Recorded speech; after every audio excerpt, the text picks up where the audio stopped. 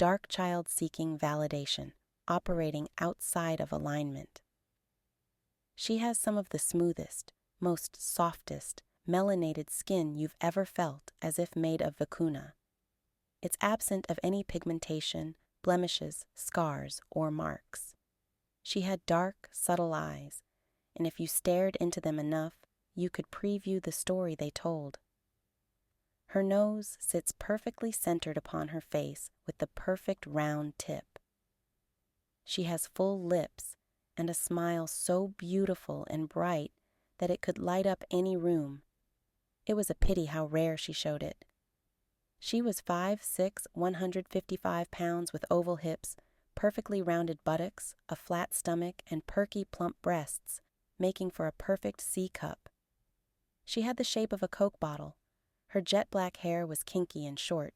She kept it braided to the back, braids barely resting on her long, skinny neck.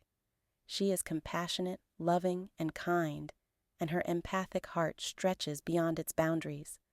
When committed to a thing, person, or place, her loyalty and energy are unmatched.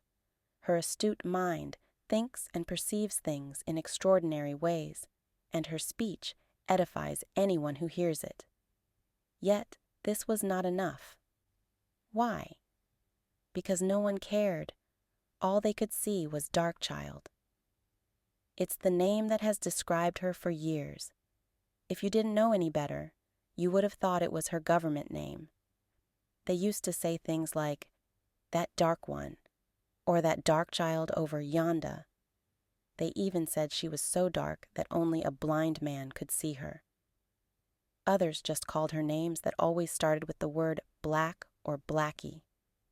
It was so disgusting how people made such a big deal of her skin complexion. At some point, it had given her an "I'm ugly" complex.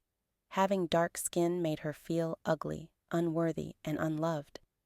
This led to thoughts of not being enough and feeling unwanted.